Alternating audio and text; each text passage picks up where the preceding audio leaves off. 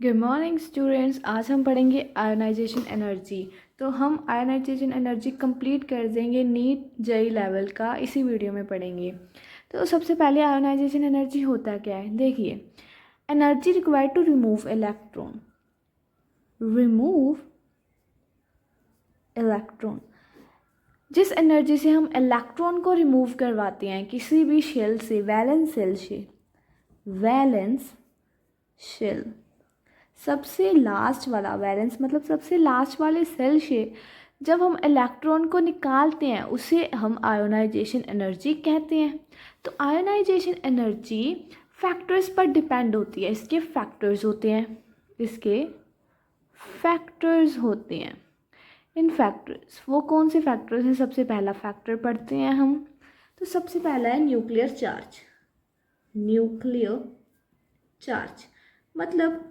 Charge मतलब जो charge nucleus के अंदर है। न्यूक्लियस के अंदर क्या होते हैं? प्रोटॉन। अगर न्यूक्लियस के अंदर चार्ज ज़्यादा है, मतलब प्रोटॉन्स की अमाउंट ज़्यादा है, तो जो आयोनाइजेशन एनर्जी है वो भी ज़्यादा लगेगी। मतलब देखिए, ये हमारे पास न्यूक्लियस है, ये इलेक्ट्रॉन है। अगर ये इसके पास ज़्यादा चार्ज है तो ये इलेक्ट्रॉन को ज़्यादा अट्रैक्ट करेगा, अपने ओर ज़्यादा रखेगा। अट्रैक्शन ज़्यादा होने के कारण हम इलेक्ट्रॉन को रिमूव नहीं करवा सकते इजीली। बहुत ज़्यादा आयोनाइजेशन एनर्जी चाहिए इलेक्ट्रॉन को रिमूव करवाने के लिए। तो दूसरा फैक्टर है हमारे पास electronic configuration.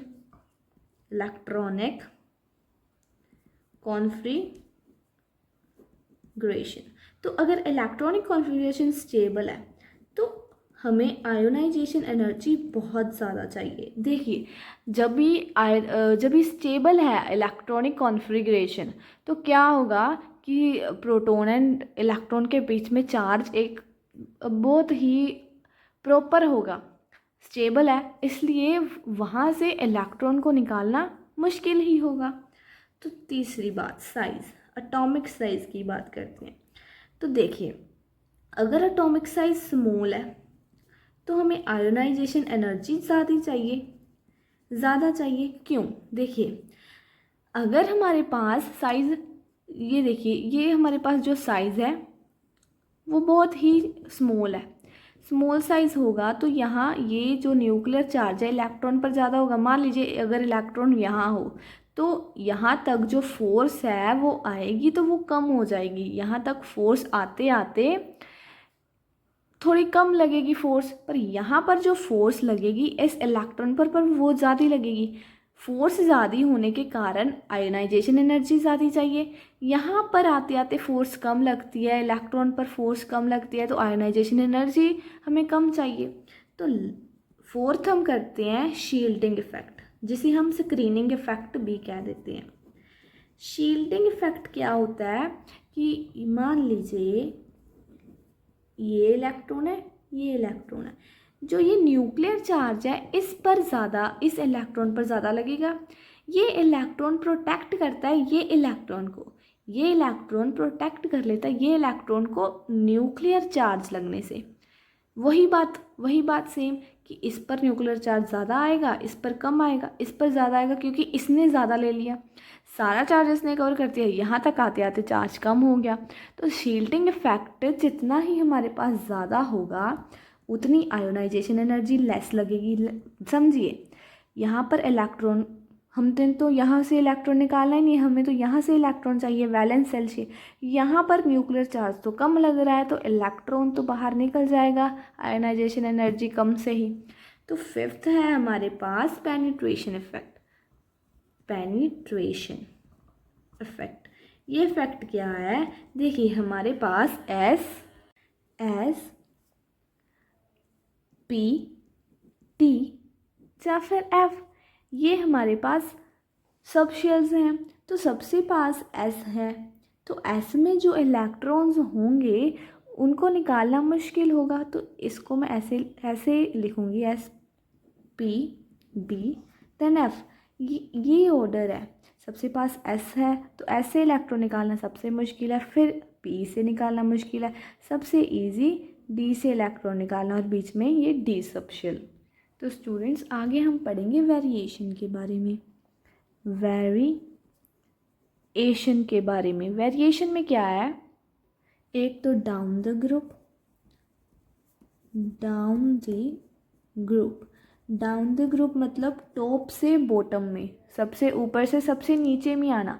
Ionisation energy down the group कम होती है, क्या होती है, डिक्रीज होती है। पर इसके पीछे का रीज़न क्या है, ये पेपर में आता है। तो क्या बात है, जब हम टॉप से बॉटम में जाएंगे तो एटॉमिक साइज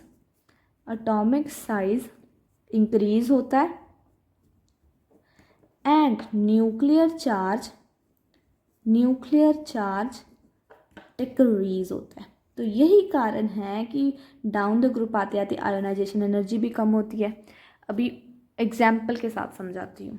मान लीजिए ये मेरे पास न्यूक्लियस है, यहाँ पर इलेक्ट्रॉन्स हैं, ये इलेक्ट्रॉन्स हैं, एटॉमिक साइज बहुत ज़्यादा बढ़ जाता है। तो यहाँ तक आते आते हमारा न्यूक्लियर चार्ज जो रह जाता है वो कम हो जाता है। यहाँ पर आते आते न्यूक्लियर चार्ज कम हो गया तो ये इलेक्ट्रॉन तो ईजिली बाहर निकल ही जाएगा। बस यही रीज़न है। आगे हम पढ़ेंगे अलोंग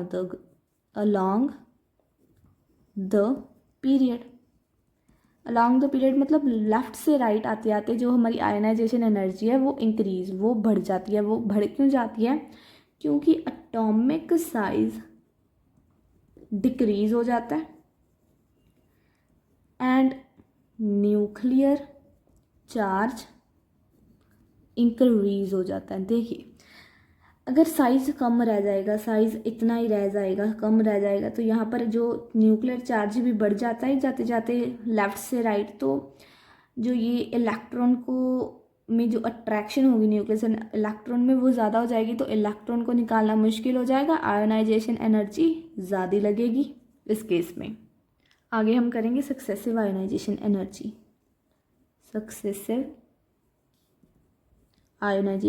एनर्जी। तो इसमें क्या है, मान लीजिए एक एग्जांपल लेती हूँ, एल्युमिनियम की जो 13 होता है, इसमें से एक इलेक्ट्रॉन गया तो ये कैटायन बन गया। उसके बाद फिर इससे अगर एक इलेक्ट्रॉन जाएगा तो वो ये बन जाएगा।